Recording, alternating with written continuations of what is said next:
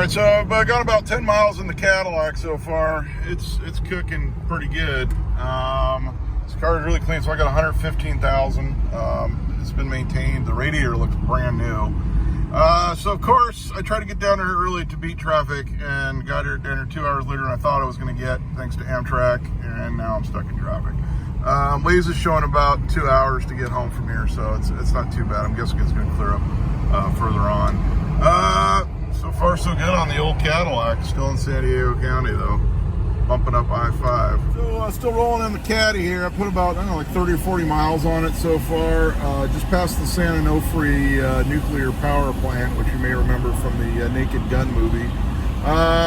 So far the Caddy's doing just fine. Hit a couple spurts where there wasn't any traffic. Now I'm stuck in traffic again. Got up to about 70. I don't want to push it too hard since I just got it. I don't know the car that well. But so far it's driving like a Cadillac, if you know what I mean. So still rolling. Hopefully to get to LA here, it's about an hour and a half at this point to get back to my house. Of course, traffic is probably going to keep building since it's Sunday, since the end of the weekend, so everyone's heading back up that had a good time in San Diego, including the people that went down and bought a 91 Deville.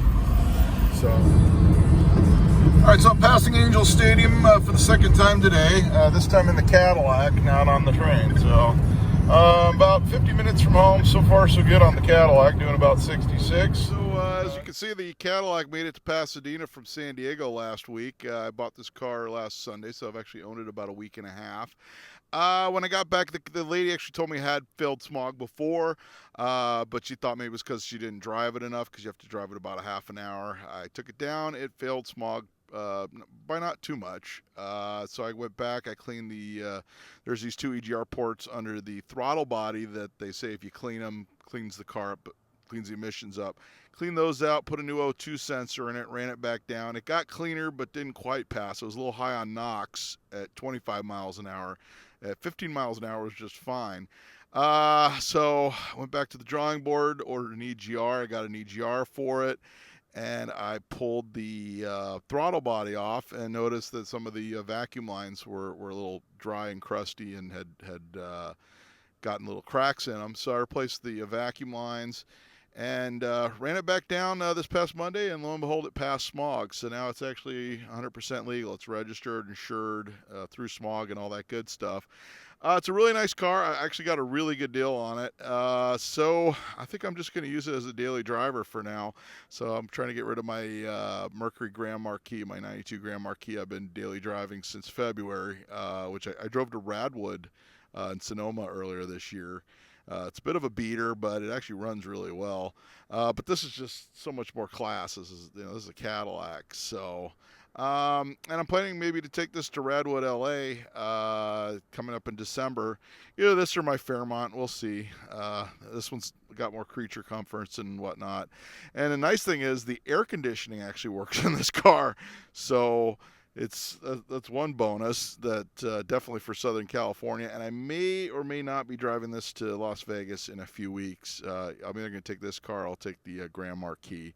I kind of want to run this thing around a little bit more, see if there's any more bugs. I don't think there's going to be any. This car seems to be like a really well-maintained car. That just needed a little bit of loving to get through smog.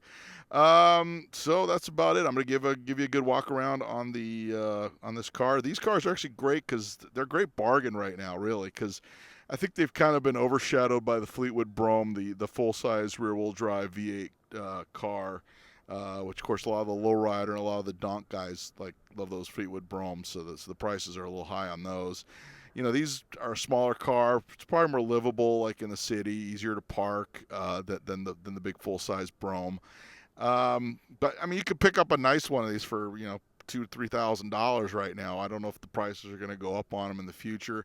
I've seen them listed higher than that, but those were generally ultra low mileage cars, like cars with under 50,000 miles. This car's got 115,000, so it doesn't have like that ultra low mileage like some of these have.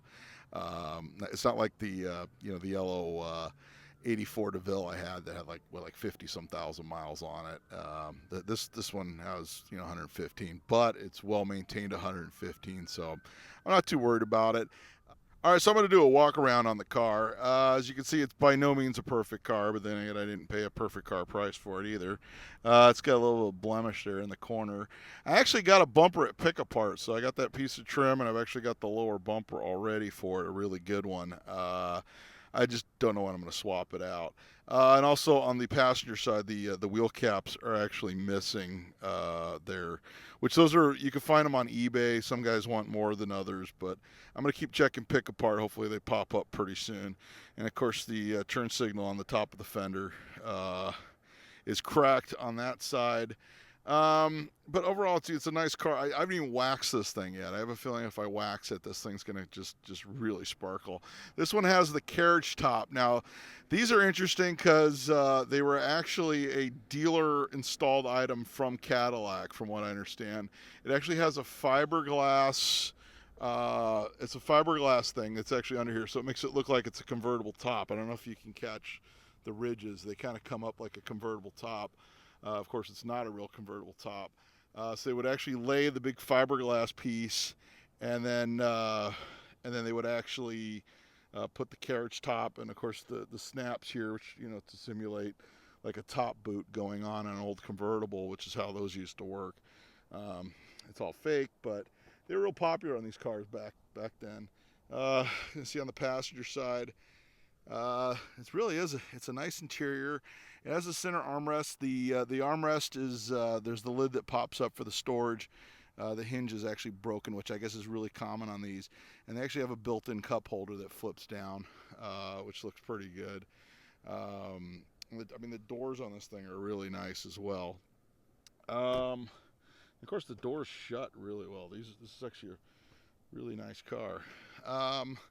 Go in here, you can see the back seat's just massive.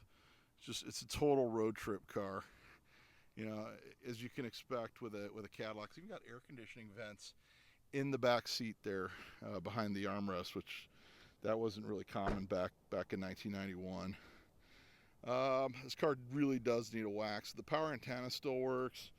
I'm gonna pop the trunk, you can see it. This car has the original license plates from 1991, so that's back when they had the white plates with the stamped California in red before they went to the lipstick plates. So that's actually the original plate, and it's got the original dealer frames from Pacific Beach from Guy Hill Cadillac. And if you look, I don't know if you can see it, this keychain is from Guy Hill Cadillac. It's got the Cadillac emblem on one side, and unfortunately the writing rubbed off, but you can faintly see it says Guy Hill Cadillac on the keychain. Which I believe that's where the lady bought it. The lady I got it from is actually the second owner, not the first. She bought it used in 1993. Here's the trunk. I've got a box with some extra oil and stuff I put in there. And it's also got the original Cadillac mat here. So, but it's real tidy back here. This is actually a piece that goes on the engine that I took off and I just haven't put back on. And actually they're usually missing on these. This one actually has it, but I want to make sure I get it on there and it doesn't fall off. So I got to get the proper pop, the pop pin that you got to get at AutoZone. And this one, of course, has the famous Cadillac electric trunk where you just let it down slowly, if you can hear it, and it brings the trunk down on its own. Gotta love a Cadillac. So this side actually has the proper caps, which I'm gonna have to track down a set of those. There's a little ding right here, but it has the electric fuel door, which the car actually has to be on for the fuel door to open. So that's kind of different from my Mercury where the car doesn't have to be on. So I've got to get used to that. And you can see on the driver's side, the door panel, which of course, driver's door panel is usually the first to go. Door panel is like minty. The seat is, I'd say, way above average for a 115,000 mile car. I'm going to get some of that leather conditioning stuff to kind of soften it up so it doesn't get hard and start cracking. And you can see the dashboard. All right, so I'm going to show some of the features here. It's actually got a digital dash. This is actually like the Touring Edition, which is the, I believe it's like the more expensive. It's like the top of the line for the Sedan Deville that year. It does have an aftermarket radio. It's got a Sanyo AM/FM with cassette and CD. I don't think I've ever seen a aftermarket stereo like this from back then that has both cassette and CD. I haven't tried any CDs or cassettes yet. The AM/FM part does work fine, and the power antenna actually still works. And when you turn the radio on, the antenna in the back goes up, so that's kind of good. It's actually got really good sound. I have played music through it through one of those. I have one of those AM/FM, or sorry, one of those FM modulated USB plugs that works good. It's also Bluetooth, so I've played music off my iPhone using that before. Coming over this side, it does have the fuel data center, which I've read online that some of those had some issues. This one seems to be pretty good. It tells you how many gallons of fuel you have versus like E or F or anything like that. Sorry, I've got 9 gallons, and it also tells you you can do your average fuel economy, which is 11.2, because I've basically just been driving around locally, not really on the freeway as much. So that's probably why my fuel economy is down right now. But this one actually does work. So that's kind of like the ins and outs of the dashboard of the DeVille. And the dash is actually in really good shape because this car was always garaged. All right, so here's the heart of the old Cadillac Sedan Deville. This is actually the 4.9 V8 front-wheel drive, and you can hear it's idling just beautifully. This car actually drove back from San Diego with no issues. The only issue was getting it to pass smog, which I did an EGR, and I did a O2 sensor and placed a bunch of vacuum lines between the throttle body, and it passed. But this sucker, it runs absolutely amazing. All right, so that's it. That's the new project car I picked up in San Diego. I took an Amtrak all the way down there to pick this car up. It's a 1991 Cadillac Sedan Deville, 2-owner car. Got it from an elderly woman that can't drive anymore. It needs a lot of little things. It needs a new Cadillac crest. See the little wreath thing, the tip of it's broken off, because when you break off the tip, it's usually not a good thing. But I've actually got another one, but the crest isn't as good a shape as this one. So I'll be hopefully finding a good one, finding the caps for the other side, finding the turn signal indicator for the fender, and I'm just going to be driving this bad boy. I got other videos coming up. I'll be videoing at different car shows. I'll be at Radwood come December, either in this or the Fairmont, most likely. And I'm actually going to SEMA in a few weeks. So I'm either going to drive this out to Vegas, or I'm going to drive my Grand Marquis. That should be a lot of fun. And of course, I'll be updating you on AB 210, the California smog check exemption bill for classic vehicles.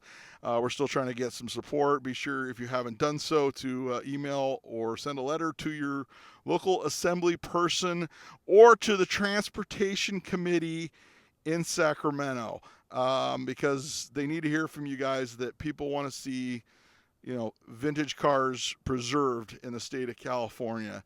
And that's about it. Be sure to subscribe if you haven't done already, and be sure to like it.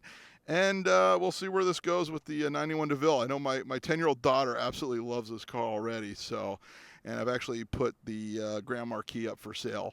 But unfortunately, all I've gotten is like a bunch of lowball offers, because you know how that goes. People just want something for nothing. But we'll see. It's a good car. If it's still available, if anyone's just looking for like a good beater, it's a fantastic car. All right, that's about it.